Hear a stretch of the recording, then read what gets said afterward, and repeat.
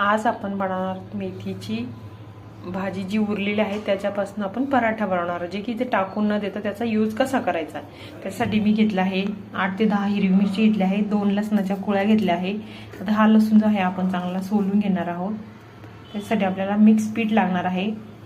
हे डाळीचं पीठ आहे, 1 मोठा कप आपण डाळीचं पीठ घेणार आहोत। गव्हाचं पीठ घेणार आहेत आपण 2 कप।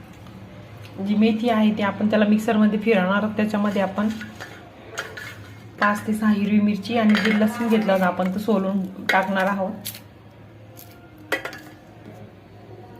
1 वाटी मी मुगाचं पीठ घेतलं आहे। आता 1 वाटी मी बेसन पीठ घेतलं आहे आणि 2 वाट्या जे आहे आपण गव्हाचं पीठ घेणार आहोत। हे आहे गव्हाचं पीठ। अजून 1 वाटी घेणार आहोत। 2 वाटी मी गव्हाचं पीठ घेतलं आहे। जर तुमच्याकडे जास्त व्यक्ती असेल तर तुम्ही कमी अधिक करू शकता। त्याच्यामध्ये आता ही जी भाजी काढली होती मिक्सरमध्ये आपण ती मिक्स करणार आहोत। त्याच्यामध्ये थोडंसं जिरे आणि ओवा आपण टाकणार आहोत। आपण त्याच्यामध्ये चवीनुसार थोडंसं जिरे टाकणार आहोत, थोडी हळद टाकणार आहोत। हळद जी आहे ती आरोग्यासाठी खूप चांगली असते, त्याच्यामुळे तुम्ही कमी अधिक क्वांटिटी करू शकता। थोडंसं लाल तिखट, थोडासा गरम मसाला आणि ओवा टाकणार आहे। आता त्याच्यामध्ये चवीनुसार मीठ टाकूया आपण। मीठ तुमच्या चवीनुसार तुम्ही टाकू शकता। मी आता इथे 2 चमचे टाकते, कारण की मला फक्त 2 लोकांचं मी बनवत आहे। आता हे चांगलं पीठ जे आहे ते मिक्स करून घेणार आहोत आपण। चांगलं मिक्स करून घ्यायचं आहे पीठ। आपण बघू शकता अशाच पद्धतीने एवढंच जाडसर ठेवायचं आहे आणि याला 10 ते 15 मिनिटं आपण आता झाकून ठेवणार आहोत।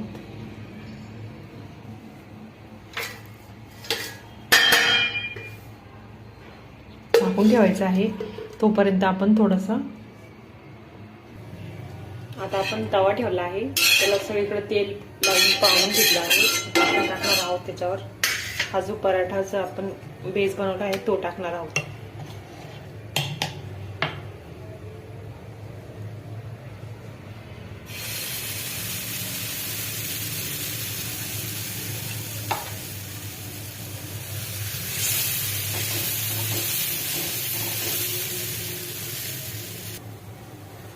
आपण बघू शकता असे छान सुंदर असा गोल झाला आहे। त्याला चांगलं खमंग परतू द्यायचं आहे। दोन्ही साईडने आपल्याला तेल सोडायचं आहे। तेल सोडायचं साईडने असं।